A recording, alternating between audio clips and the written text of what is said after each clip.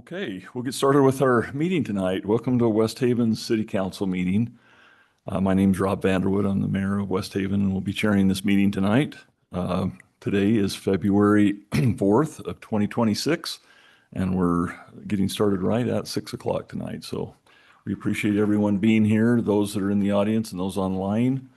I appreciate having our full council here and having our staff available. So thanks everyone for being here and being involved with our meeting tonight. We're hoping that we can get through this in a timely manner and we'll hope we have good comments and good discussions. We'll move forward with our agenda on here. We've called this meeting to order. We'll move forward with our second part of our agenda, opening ceremonies. Our Pledge of Allegiance will be by Councilmember Saunders and our prayer or moment of silence by Councilmember Morse. Please stand and join me in repeating the Pledge of Allegiance. Pledge allegiance to the flag of the United States of America and to the republic for which it stands, one nation, under God, indivisible, with liberty and justice for all.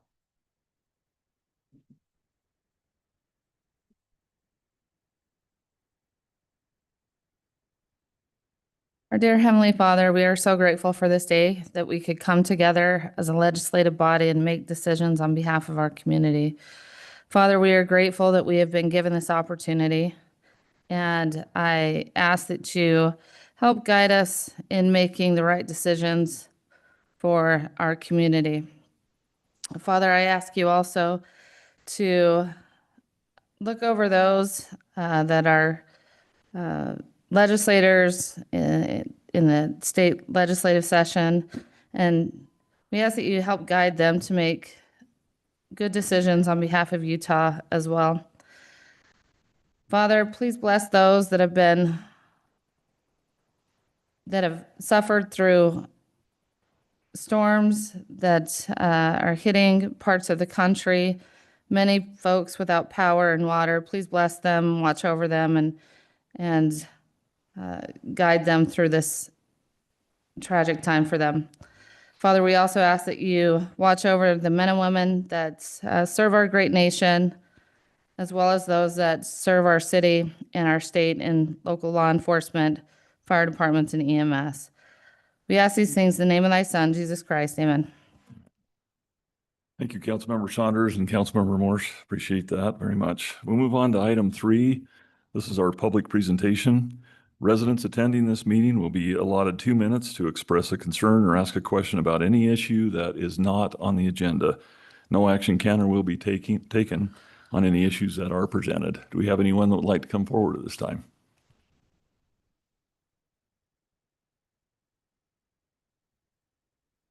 Okay, seeing none, we'll move forward. Our upcoming events, item 4, we have our watercolor workshop. That'll be held at the Barn Community Center on February 9th at 6 p.m. We have our music circle. That will also be held at our community center at the Barn on February 23rd, and that will be at 7 p.m. Our senior lunch bunch will be held at the community center at the Barn on February 25th, and that will be at 11:30 a.m. And so we've got quite a few things that are coming up here, and looking forward to that. And looks like the Barn's pretty full. Got a lot going on there. So any other events coming up that the council has? Okay, we'll move on to item 5 on here, our council updates. Do we have any updates from the council? Mayor, we met with staff and you were there as well for the Trails and Parks Committee. We generated a quick message to solicit participants. I think that made it out into the newsletter, and then hopefully we'll get that in social media here pretty quick. Great. And we'll get that rocking and rolling for this year. Absolutely great. That's perfect. We need that. So thank you. Anything else from the council? I'll bring up go ahead. Just a note that we've been meeting, the mayor and I have been sitting on the committee for the general plan update. There should be coming out from staff. One of the things they asked a question of us at the end, and I hadn't had a lot of time to really think about the question, and I asked that they send it out to the rest of council so that we could get a little more representation have everyone's thoughts on some of the direction that they were asking for. So just be aware of that. Should be coming out. Okay, very good. I'll bring up a few items on here in our WACOG meeting. We have had our discussion about our garbage and where some of the garbage might be going. We didn't have any really answers that come back from the county on that, so we're holding out a little bit and waiting for some more answers to get some numbers so we can make some decisions on that. So just be aware that we are in process of working through that process of the garbage in general. We also have, with our Weber Fire District, we're about 1 year out from getting our fire station. A new fire station that will be constructed, that will be on 3600 South and close to Midland Drive. So we're excited about that. Ours will be out of the 3 units that they'll be building that was on the bond. West Haven should be the first one to get started on that. So we're excited for that project to get going. We also had on Central Weber Sewer District an update on the 1900 West project. For those of you that pull out on from Midland Drive onto 1900, you've seen a lot of barriers and big tractors and equipment going on there. That's for a big sewer line that's going all the way down 1900 towards Central Weber Sewer District. That is on hold, of all things, right now due to some permits and some other issues that they're having out there right now. So just bear with us as they work through that process, and they'll continue as soon as they get that taken care of.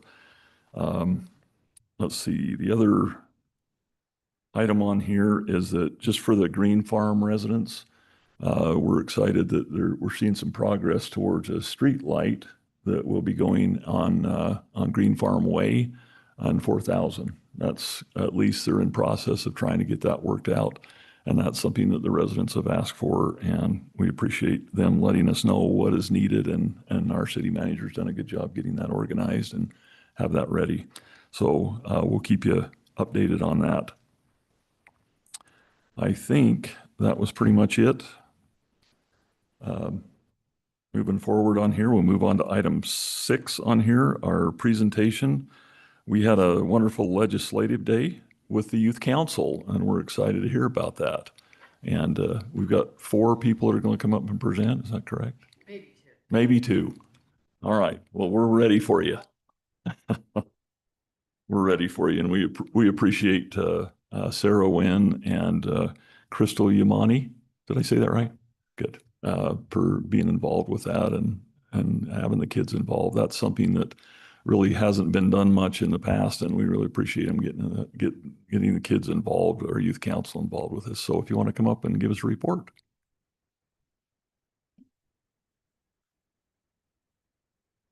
Hello, I am Grace Wynn. I'm the youth mayor of the West Haven Youth City Council. And just to give the report on the legislative day that we had with our youth council on January 7th, so just last month. So what we did is we went up to the state capitol and met with our representative, Jake Sawyer. And he gave us a tour and taught us a lot about just how the government is run. So what we did first was we went to one of the committee rooms in the Senate building, and we participated in a mock debate over the bill. So the topic for this bill was social media usage and if we should have laws over that or not. And each one of us, all of the youth who were there, were assigned a role, such as like the committee chairman, a bill sponsor, public commentators, and stuff like that. So we really got to see how the government works and truly how bills are passed and created.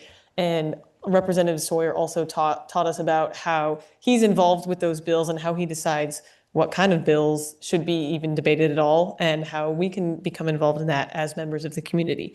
So after that, we went and took a tour just around the Capitol building, like the rotunda, the Senate and House chambers, and we went to see Jake Sawyer's office. That was really cool. As we went around just the campus and everything, he taught us a lot about all of the artwork and all of the Utah symbolisms and stuff from history. So that was really cool to learn about, because when I've been there before, I've never really learned about that. So it helped us have a new appreciation for all of the architecture up there. So after that, we went and visited our state auditor, Tina Cannon, and she taught us a lot about how the state's finances are run, how we determine the budget, and how public people, like employees are paid and everything. So that was really interesting. I think overall it was really in depth, and I learned a lot more about how this government is run and how even just like regular public people, anybody can just come and be a part of it too, and how we can get involved as well. Thank you, Mayor Wynn. Appreciate that. Okay, I'm glad she's not old enough yet. She'd be taking my place too fast. I almost voted for her right now. Me too. Yeah, come on up. So my name is Dustin Booth, and like Grace said already, we went up to the state capitol, and for me, it was a very valuable experience with Jake Sawyer. Like Grace said already, we did a mock student congress, and I am currently in a student congress right now, and it was really interesting to see the differences and likenesses and of how an actual government works and how a student congress would work. And it was cool to see how that all played out. Another thing, like Grace said, was the symbolisms that he showed us, and it brought a new meaning to like the artwork and the beauty of the rooms and what they meant. Another thing was he showed us the things to stabilize the buildings, like to prevent it from damaging from earthquakes. And it's clear, open space. You got like 4 feet, so it was really cool. He showed us all that and how it worked to prevent damage from earthquakes. And overall, it was a really valuable experience for me because I learned a lot more about how the government works and how we as a people have our say doesn't stop when our representative say starts. We can have more of a say. We can participate in the bills and portray how we feel about things. And so it was an awesome experience. Yeah, Thank you for sharing. Cool. Anyone else? Yes. Don't be shy.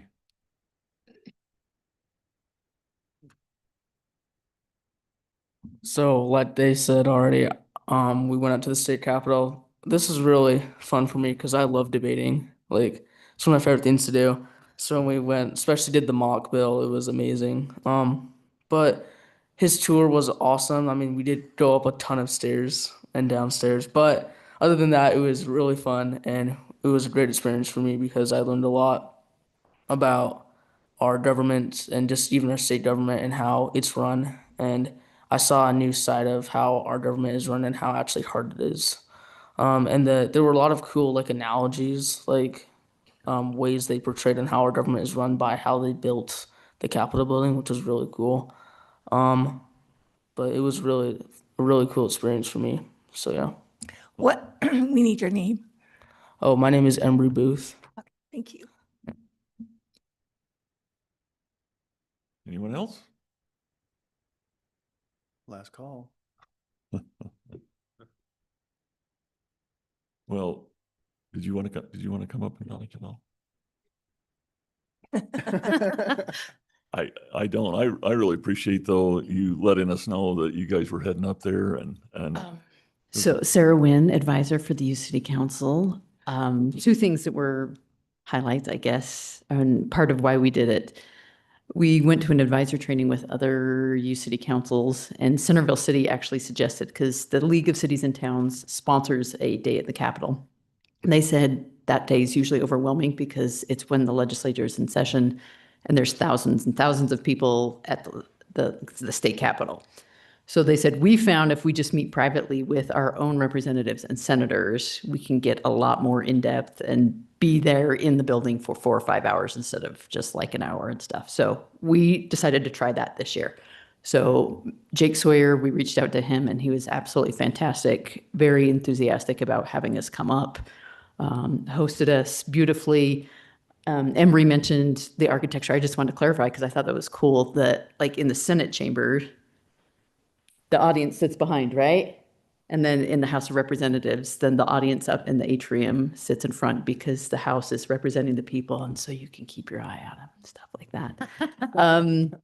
We got to walk through all the tunnels underneath. A couple of us got locked out and had to meet the highway patrol because we were Because the doors, they were doing construction on, there's kind of a plaza with the House building and the Senate building, and those doors were under construction. So to go anywhere, we had to go through the tunnels, so we got a little bit lost. Another shout out that's worth mentioning is we didn't have quite enough adults. We reached out to some parents, nobody could go. We reached out to the activities committee, and Colleen and Randy Hunter went with us and were outstanding. Colleen even stepped up into her grandma role and brought snacks for us all. So it was fantastic. A very good experience. Next year, we may try doing it on the big day with everybody else, and we'll alternate. We'll see what people want to do. It was great. Thank you. Excellent. Thank you so much. Really appreciate it. This is what it's all about. We really appreciate you guys being involved with it, and thanks for going and learning so much. And I hope you share it with your friends, because it is a great experience, I think, to learn and understand it. Because we all know government is number one, right? And Representative Sawyer is a great guide, so you got a good one. Yeah, we do want to thank him for his time and effort, and I sent a thank you note to him as well. So anyway, thanks again for doing that. Okay, we'll move on to our next item on here. Item 7, presentation for our audit review, fiscal year of 2025, fiscal statements, Altrich and Associates. And we're happy to have you here. Good evening. My name is Heather Christofferson. I am with Ulrich and Associates. We are the independent auditor for the city. Before I get going in the financial statements, which is the exciting portion of the evening, I'm sure, I just wanted to thank Emily and the Child Richards Group, Ryan and Katie, for all their work to get this done. They write the report, they put everything together, we just audit it. This year we had no findings. We only had one recommended journal entry and no further recommendations either. So city looks really great from our perspective. We looked at the financial statements for June 30, 2025. So you have a physical copy, I believe, in front of you, and then we've got it up there. Great.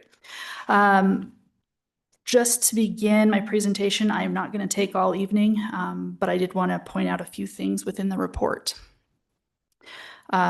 Just on the other side of the table of contents is the independent auditor's report. This is essentially what you're paying for when you get an independent audit.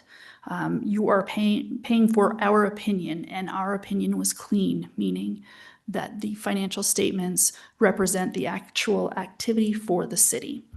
We didn't find anything material that needed to change. We did not find any issues of fraud or internal control issues as well, which we do look at that. We can't say that we will find all fraud, but we do kind of look at internal controls and are aware of looking for fraud as we go through the audit.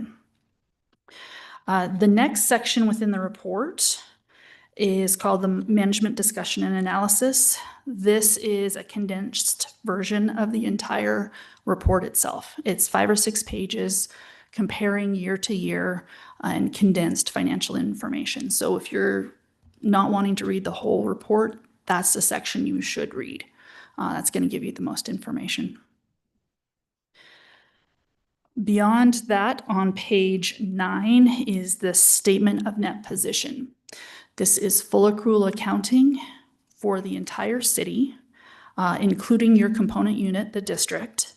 This is not how you manage, but this is how you would view the city if it was a business. So this is going to include fixed assets, pension-related items, long-term debt. You don't necessarily manage on that basis, but that is required as part of financial statement. It's also not very interesting. So page 10, this is a little more interesting. This is still full accrual accounting, but it breaks it down by function so that you can see how much the general government costs. That's the first column there at the top. What highways and public improvements cost, parks and rec, and then how you support those costs. Not necessarily intended to be supported by charges for services. Most of government expenses are really supported by taxes, which is reported on the bottom half of that.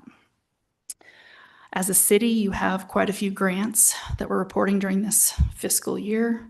And then also developer contributions as well that you're benefiting from.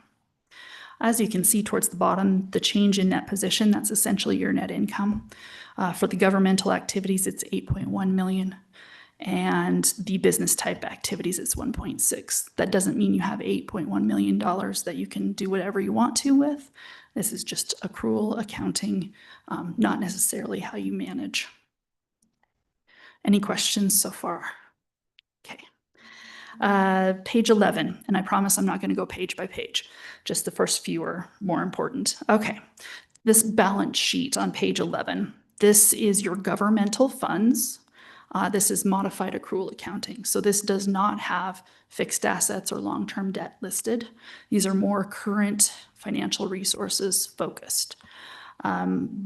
The large items within the capital projects I wanted to point out in fund balances, you have quite a bit in restricted funds. These are restricted as to how you spend them. And I know you already have a plan and a budget to spend them into 2026 and beyond. But it is a large amount of $11 million worth of restricted funds for various purposes. I believe your fund balance in the general fund, that's at 2.7. It is under the state compliance maximum of 35%. I believe, if I remember correctly, is right around 27 or 28%. So that's healthy and not over state compliance. And then on page 13, statement of revenues and expenditures. Again, this is modified accrual accounting. This is what you manage. This is what you budget. It's going to show the costs by function, but it's also going to show what you've spent on infrastructure. For instance, in the capital projects column, under highways and public improvements, you spent $6.8 million to make improvements during the year. And that's not necessarily reflected on an earlier schedule in this manner. Overall, the net change in fund balance for the general fund is a negative 340,000, but you can see right above that there was a transfer out to the capital projects to help fund some of those infrastructure projects. And then, let's see here, final section, page 16. This is your proprietary enterprise fund, storm drain. This is full accrual accounting again. The goal here is to charge enough to cover for the services you're providing. So as you can see, middle of the page, operating income is actually a loss of $352,000. My understanding is that you're in the midst of discussing fees related to storm drain to more cover the operating costs as you go forward. And that's all I was going to present. Any questions, comments? Any questions from the council? No, that was fantastic. Thank you. Thank you. Thank you very much. Yeah. Okay. All right, we'll move on to item 8, action on our consent agenda. Item A is our council meeting minutes we had on January 21st. And item B is a special council meeting minutes we held on January 22nd. And C is Taylor West Weber Water Improvement District for $125,800, invoice 338. Any questions from the council on any alterations to minutes? Anything from the council? I do on the minutes. Councilmember Morris was absent for this meeting and it lists her as recused on all of the votes. So those just need to be updated to being absent.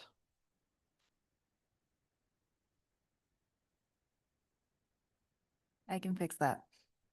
Thanks, Emily. Anything else from the council? Okay, I'm ready for a motion. I'll make a motion that we approve the consent agenda items A, B, and C with the corrections that have been mentioned. Second. Okay, we have a motion, a second. Any further discussion on the consent agenda? We'll do a roll call on this one. Councilmember Dixon, Aye. Councilmember Morse, Aye. Councilmember Saunders, Aye. Councilmember Call, Aye. and Councilmember Schwab. Aye. Okay, motion carries on that. Thank you. Item 9, action on Planning Commission meeting recommendations. Action on ordinance 03-2026, amending Title 15 or XV land usage, including Section 157.004 definitions, Section 157.294 uses, Section 157.331 permitted uses, Section 157631 parking space or residential, commercial, institutional, recreational, or other land uses that repeal of Section 157.355 storage unit restrictions, the repeal of Section 157.155 storage unit restrictions, and the creation of a Section 1.57.619 self-storage facility restrictions. And we'll turn that over to our Community Director, Stephen Nelson. Thank you, Mayor. Mhm. Today, I would just like to go through some of the updates from last meeting. As maybe it's a little bit of a refresher, this last meeting, we presented this ordinance to the council. The council expressed some concerns and asked for some examples of different storage units and their setbacks, and potentially even looking at some indoor storage facilities. And so today, I'd just like to walk through what we changed, and also we provided a quick presentation in the packet that I'd like to kind of walk through. Hey, Emily, would it be possible to pull up the packet again, starting on page 73?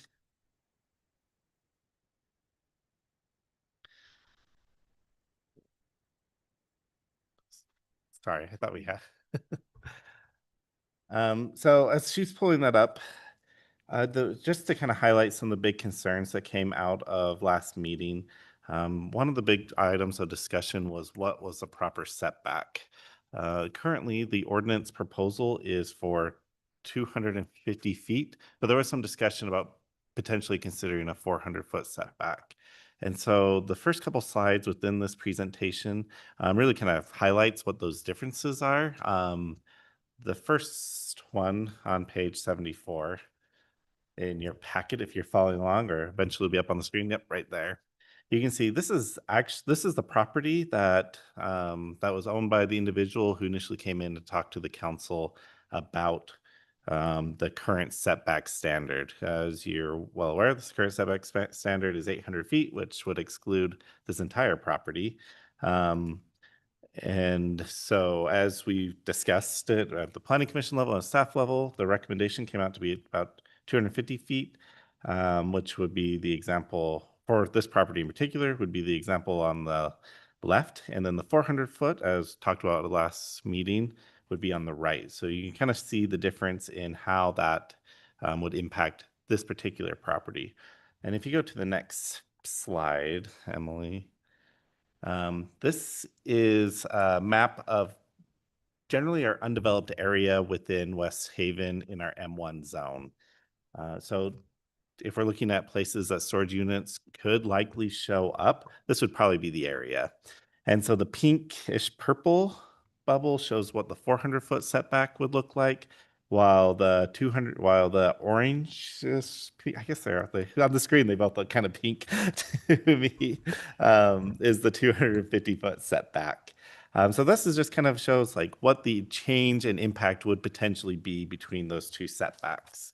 So the next few slides, if you just kind of want to scroll through the next couple, Emily, are just examples. We went through and looked at different storage units in the area. It was actually a little difficult to find ones that weren't right up against the street. But we went through a couple of them and looked at kind of what their setbacks were and what that looked like. Just for example, so you can have a reference for how that may look from the streetscape. And then also you can see in a couple of these, there's uses that are taking place in front of the developments, and kind of shows what that spacing is like. And then if you want to go one slide up, so the last two slides not only show some setbacks, but also show there are some questions about the indoor storage facilities that are essentially our storage units, but they're contained entirely within a structure. And so probably one of the best examples of that is this one, extra space storage located in Clinton. This is actually right next to, I think it's called Fat Cats, and kind of in that Walmart area. And you can see this one is completely, all the storage units are completely contained within that structure. It is not located right on the right of way, but located about 230 feet back from that, from the right of way line. And then the next slide, this is one that is on the border of West Haven. This is the Star Storage, and it's in Roy, right off of where Midland kind of curves into. Yes, say whatever that road is, whatever it curves into. And you can see they have a combination of interior and exterior storage units. The interior building is located along the front, along that roadway, and then the interior kind of tucked in behind. So those are just kind of some examples for consideration. And now just for the code, I'll walk through a couple of the changes that we made based on the conversation or discussion from last week. So the first change that was talked about was how we defined open self-storage. There was concerns that the definition wasn't tight enough. And so we rewrote the definition, clarified that it was secure outdoor space available to lease to the public. So we added that it was to lease. We also clarified there was kind of a list, but we rewrote that list and to try to make it a little bit cleaner and easier to understand and to enforce. And then the last change we made to that definition was that we included a statement that open self-storage shall only be contained within a self-storage facility to ensure that that was clear, that if you're going to do open self-storage, it'd have to go through the self-storage facility code requirements. Oh, and we did check with our code enforcement officer. He's the one who raised a little bit of concern about this. I reviewed this with him last week, and he had no problems with the updated definition. So the other changes really come in to the main body of the ordinance, or the main changes in the new section that we created. So most of these changes were updated based on taking into consideration the kind of interior self-storage units. Essentially what we have written in, and it really starts in section C of that code, that a building may be excluded from the setback requirements of subsection B if the building meets all the following conditions. And so this is if the building is at least 2 stories in height, all storage units in the building are accessed from the building interior, the primary facade, and all facades from that front a major corridor shall be comprised of at least 20% glass, and glass shall be included as an exterior material on all facades that are visible from the right-of-way. So the idea is that we would allow for these buildings to be built and allow them based on normal setbacks for the underlying zone if they met this standard. I think the extra space storage building that was shown is an example of what that would probably look like. And we did some research and generally found that most of the time when they do these, they're going to be 2 stories. And we felt like that actually generally, we've seen some 1-story ones that they don't quite have the same look to them. And so we felt like the 2 stories actually looked a little bit better and cleaner. And then the glass facade, I think, also added to it. So we felt like those were important. The other changes that we did were in section F. And that's essentially where we clarified that there was some different design standards for if you're going to create one of these buildings that are just all interior storage units versus your other buildings. And so that was just a clarification in the code. And then the last real change that we did is we added a parking standard for self-storage facilities, particularly if you're going to have one of these big structures. If you have these outdoor storage units, people are normally parking right by the unit just as they're loading or unloading their items.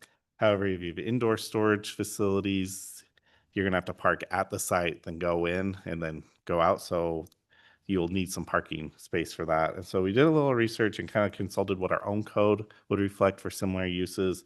And so we felt that 3 spaces plus 1 space per 2,000 square feet of buildings that provide interior access storage units, office, and retail space parking shall be calculated separately based on prescribed standards of the subchapter. And we wanted to include that last sentence because a lot of these like extra space storage or other similars, a lot of times they have a retail front where people can buy boxes and tape and whatever. And so we wanted to ensure that there's still parking for that retail section. So those are the main changes that we incorporated into the ordinance based on the feedback, and we're open to any conversation or consideration for it tonight. Okay, thank you, Mr. Nelson. Appreciate it. Any questions from the council? I just had a question for clarification. Are we saying there's 2 different setbacks, one for enclosed? Okay. Yep. And what's the distance on the enclosed ones? It would be the M1 zoning, which if you give me 1 second, I should have it memorized, but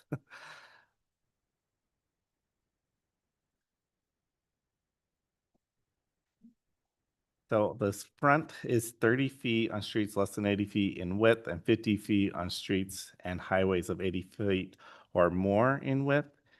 Rear, none except for 20 feet where buildings rear on residential zones and 30 feet for single family dwelling. So, and then the sides are none except for adjacent to residential zones. Okay, thank you.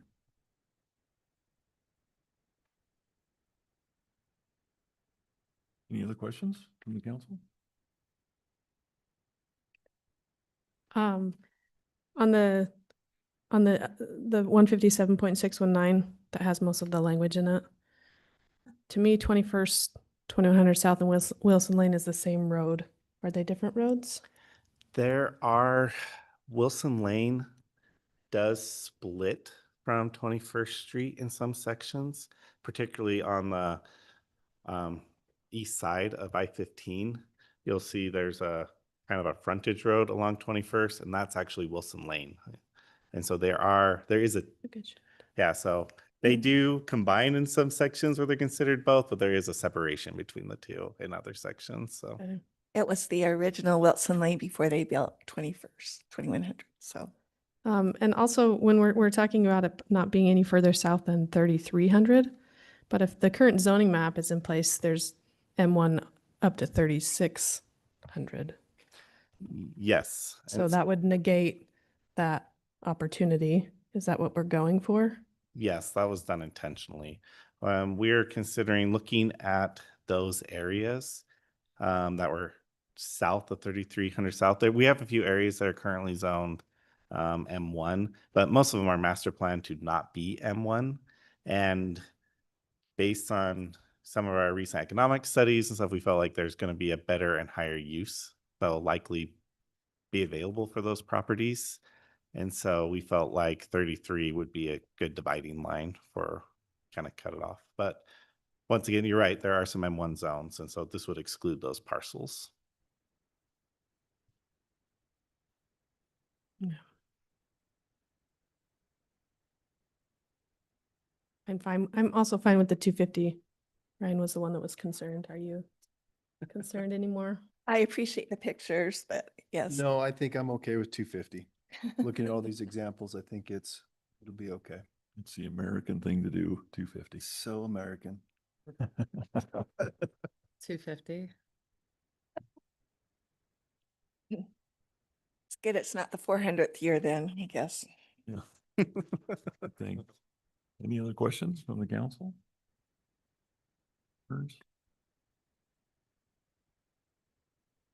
Appreciate you taking this back and reviewing it again to Especially the pictures. clean up everything and find these examples. A lot of work goes into that. I appreciate that. I think the council does as well. Yeah, it made it really helpful. Appreciate it. If not, I'm ready for a motion on this one. I'll move to approve motion to approve the proposed ordinance 2026 amendments to title, what is that, 15? Yeah. The ordinance in there. Is that, don't need to? I'm just looking at the possible motion. I know, there's a Change blank that. though. Ordinance, 03/2026, sorry. Yep. With amendments to Title 15, Chapter 157 by modifying 157.004. Do I need to read all of these in the motion? I think the ordinance itself covers those Okay. changes. I was the fortunate one. that got- Amy's over here going. Okay, awesome. Finding that the proposal is consistent with the purpose of the land use ordinance and does not conflict with the provisions of federal or Utah state law. Second. Okay, we have a motion and a second. Any further discussion on this recommendation? Okay, we'll do a roll call on this one. Councilmember Saunders, Aye. Councilmember Morse, Aye. Councilmember Dixon, Aye. Councilmember Call, Aye. and Councilmember Schwab. Aye. Okay, motion carried. Thanks for your allowance on I was that. really hoping you would read all of this. Okay, we'll move on to our next item on our action items for our commission meeting recommendations. Item B, action on resolution 06-2026, amendment to the general plan map for parcel 08-06006-0075, updating IT destination or IT destination designation from R3 of 8 multifamily, 12 units per acre to R3, 9 multifamily, 24 units per acre. And can we turn this back over to Mr. Nelson again? Yeah. So I'll give a little bit of a summary. I feel like the work session probably answered several of the questions that the council might have had about maybe the intentions from the applicant. So what I would like to cover in my presentation is more of kind of the process, why the request is going through the general plan amendment instead of just maybe a straight zone change, those type of questions.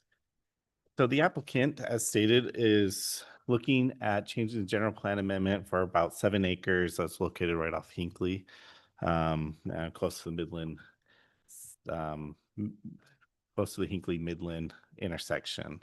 So the reason why this is coming through a general plan amendment is our R3 zone is a little bit unique. Currently in our R3, most of our zones have set standards for density and development. Our R3 zone does not have a density standard within it. What that code actually states, and I have it up. It states residential density for R3 zones shall comply with the density designation on the general plan map. And so as of right now, our general plan currently has this area as an R3, so multifamily, but the designation on the general plan map is 12 units an acre, where the applicant would like to develop up to 24 units an acre. And so in order to achieve that, before the rezone, they would have to change the general plan map to reflect that, because the zoning standard relies on the general plan map designation. And so that's why this is a little bit different than maybe what we normally would see, is because of that kind of uniqueness within the R3 zone. So with that, I'm not necessarily planning on going through the full report. It's several pages. But I will kind of maybe brush through some of the highlights and kind of talk about this process and steps that the applicant and staff has gone through to review the application. And so the biggest difference if the city council were to approve the applicant's requests. Sorry. Oh, sorry. If the city council were to approve the applicant's request tonight, that still wouldn't provide them an entitlement to that use. They would still have to go through a zone change later, which would also be a legislative decision.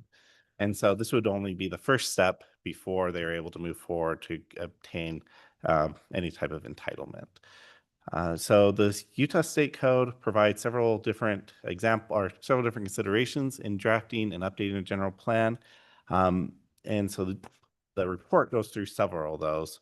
A couple of the big ones that we look for is whether or not there's infrastructure in the area that could support such a project. And so we reached out to the different utility districts. We did a pre-app with UDOT regarding this, and they're generally speaking, what most of the districts provided us is that generally, yes, they felt like they could support the project. However, any development on the property would require some infrastructure updates and expansion. Right now, there's currently no use on it. And so if it were to be approved as a current M1 industrial development, or if it went up to 12 units an acre or the 24 units an acre, there would be significant infrastructure that would have to be in place regardless. But we've provided official notice to each district that would provide services, and generally speaking, the feedback that we received is that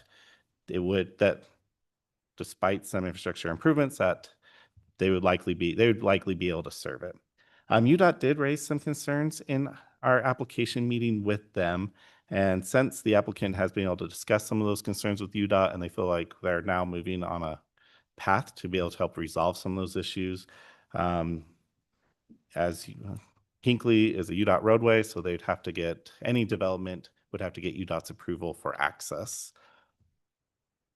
One of the other items for considerations that I think is important for the council to take into consideration is water use.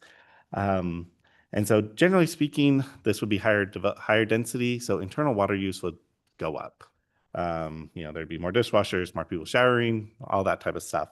However, conversely, there is the external water impact would likely be similar to whether it's a 12 unit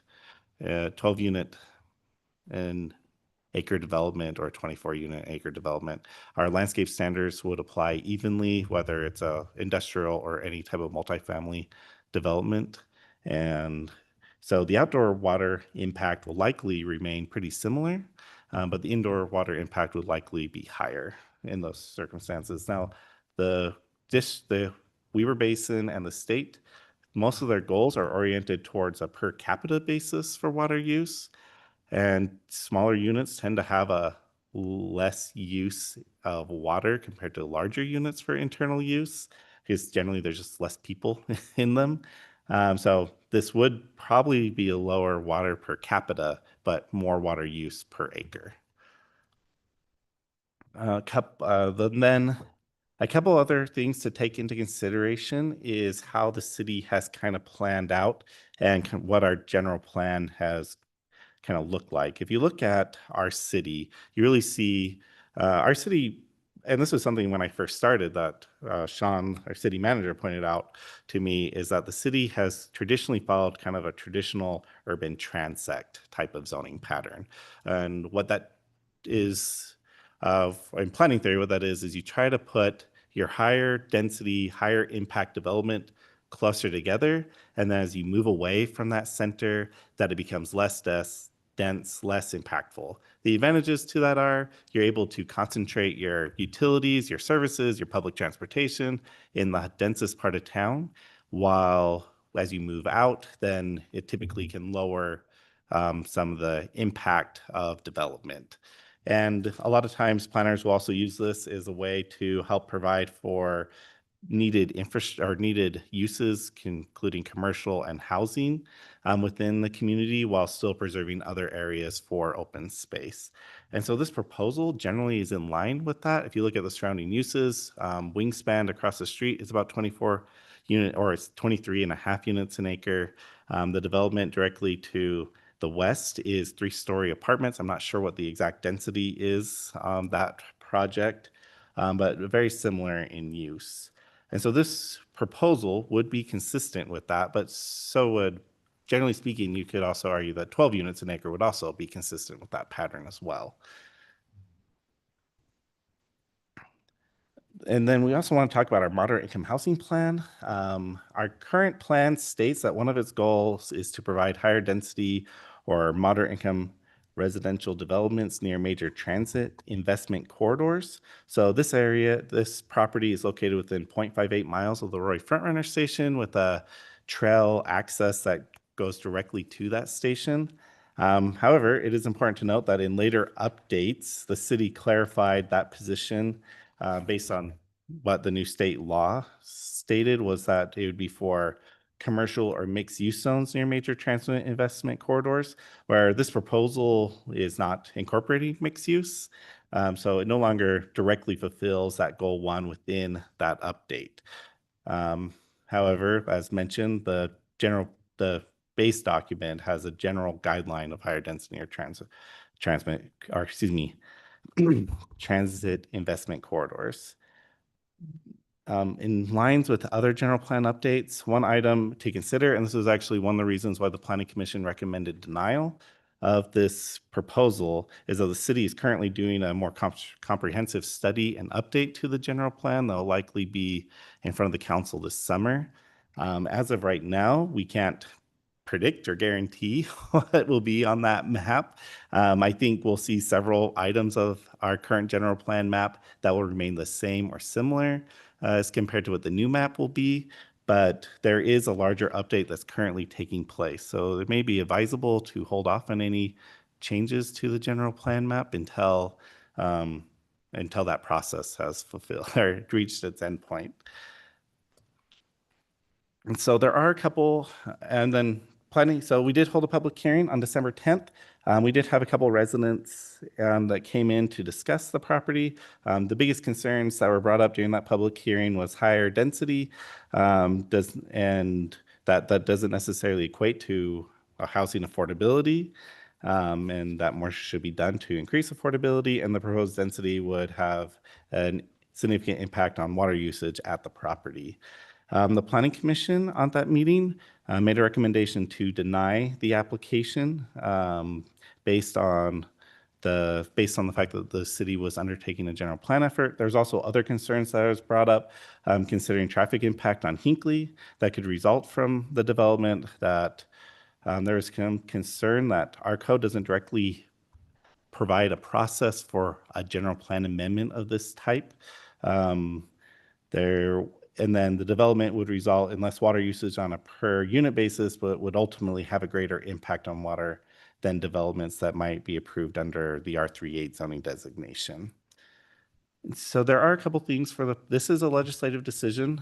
So the council has wide discretion on what it decides, it wants to do. And so staff, we have not made a direct recommendation on whether or not to approve or deny this application. We feel like there are some benefits to what is being proposed. Namely, if there's a place that we're looking to do apartments in the city, this is probably one of the best locations to do it. However, some of the other concerns, particularly the fact that we're undergoing the general plan effort, may warrant a hold on any considerations or changes to the general plan map while that process is taking place. Are there any questions? No questions?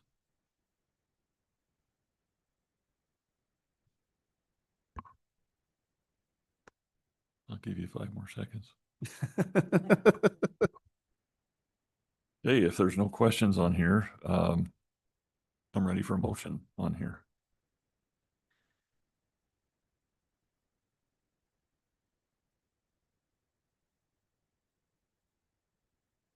I'll make a motion to deny resolution 06-2026, the amendment to the general plan to change the density of the property at 2410 Hinckley Drive from R38 to R39, finding that is not consistent with the general plan and that the city is currently doing a full review of the general plan not to be completed until the summer. Second. Okay, we have a motion and a second. Any further discussion on this request for a resolution? Okay, we'll do a roll call on this one. Councilmember Call. Aye. Councilmember Morse. Aye. Councilmember Saunders. Councilmember Dixon. Aye. Councilmember Schwab. Aye. Okay, motion carries on that. So at this point, I guess we can look down the road if there's some things that you'd like to look at, but thank you for your proposals and your time this evening. We really appreciate that. Appreciate it. Yes, thank you. Item 10, we're going to move forward on item 10. This is for advice and consent of a city treasurer. appointment submitted by myself, Mayor Vanderwood. This treasurer would be Ryan Child, and we'd like to propose that with Childs and Associates. So if that's something you have questions about, let me know. If not, I'm ready for a motion. I will make a motion to approve advice and consent of a city treasurer appointment, excuse me, submitted by Mayor Vanderwood for Ryan Child and Associates. Or Second? just Ryan Child. Second. Okay, we have a motion and a second. Any further discussion on this one? All in favor, say aye. Aye. Any opposed? Okay, motion carries on that. Thank you for that. Ryan does a great job for us. Item 11, advice and consent of the city finance director appointment submitted by myself, Mayor Vanderwood. That person's name would be for Katie Giddens.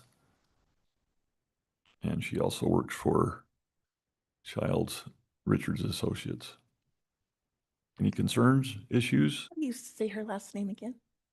Did I pronounce it right? Giddens? Gittens. Yeah. I thought you were questioning my, anyway. Yeah, so I'm ready for a motion. I'll make a motion to approve advice and consent of city finance director Katie Gittens for appointment submitted by Mayor Vanderwood. Second. Okay, we have a motion, a second. Any further discussion on this appointment? Okay, all in favor, say aye. Aye. Any opposed? Okay, motion carries. Sean, you're all set. Okay, perfect. All right, item 12 on here is just a correction from our last council meeting on here. This is for advice and consent of a term of one West Haven Special Service District Board member appointment for Nate Morris to fill the remainder of one 4-year term. The term will be from January 21st of 2026 through December 31st of 2026. And it's just a correction on dates mainly. So anyway, any questions or concerns with that one? Mayor, I will just, due to conflict of interest, will abstain from this. Thank you. Appreciate that. I'm ready for a motion. I'll make a motion to give advice and consent for the term of one Special Service District Board member to Nate Morris to fill the remainder of a 4-year term from January 21st, 2026 through December 31st of 2026. Second. We got a motion, a second. Thank you for that. Any questions concerning this appointment and change of dates? Okay, all in favor, say aye. Aye. Any opposed? Okay, and we noted the step back on that one for recuse. Okay, we'll go ahead and move on. Item 13, and we'll let Nate know that he's been put in. Item 13, action on resolution 05-2026 for corridor agreement between the city and Utah Department of Transportation regarding SR 126 from 1900 West to Layton Parkway to SR 39 12th Street. We'll turn that over to Mr. Warnke, our city manager. Thank you, Mr. Mayor and Council. Several years ago, UDOT, the Department of Transportation, performed a study. It's a corridor study, and it was on 1900 West, as the mayor mentioned, from Layton Parkway up to 12th Street. Part of that study had findings and recommendations, and because 1900 West spanned several jurisdictions, UDOT wanted to enter into a corridor agreement with all those entities. For some reason, West Haven and many of the other cities actually didn't adopt that agreement. So this issue resurfaced when West Haven City was working with UDOT for our 1800 South, 1900 West intersection, and they wanted us to become a party to that corridor agreement. One of the practical impacts of entering into this agreement is it sets that location as the only signalized traffic signal between 21st Street and 12th Street. And so, by approving it, it would formalize that as the location, but also it would preclude and prohibit other locations going forward. And that's a part of their access management plan, and they have certain spacing for traffic signals based upon the classification of the roadway. So all those things are consistent. So with that being said, they've actually moved forward ahead of us signing the corridor agreement, in the sense that they're actively working on that signal, but it is with the understanding that that we would formalize that allowance specifically in this corridor agreement. Thank you for the explanation. I appreciate that. Council, questions? So they're just saying no other light between 1800 and 12th Street? Is that what you're saying? I think that's agreeable. Any other questions? Is that the main change, or are there other things that are contemplated here? No, it's that is the modification, and if you look at one of the exhibits, you'll just see it in red, and it's in the footer, just because they didn't change any of the other elements.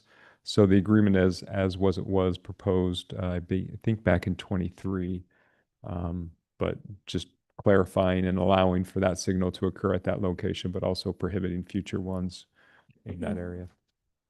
We'll take it. Any other questions at all? Okay, I'm ready for a motion. Is it?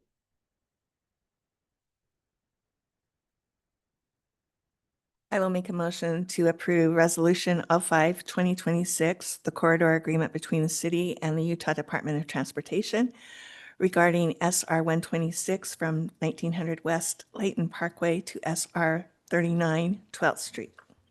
Second. Okay, we have a motion and a second. Any further discussion on this resolution?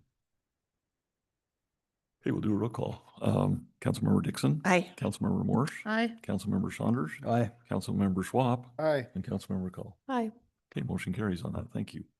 All right, item 14 on here is a presentation and discussion.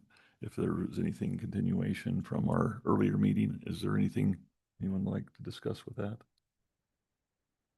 If not, we'll move forward to item 15, which we had scheduled an executive session at that time so that we could have a discussion. Circumstances had altered between now and the time that our meeting came around. And so ideally, it would be best for us to table that until we do have the full information for that meeting. So if I could get a motion for that, I'd appreciate it. I'll make a motion to table the executive session. Second. Okay, we have a motion, a second. Any further discussion? All in favor, say aye. Aye. Any opposed?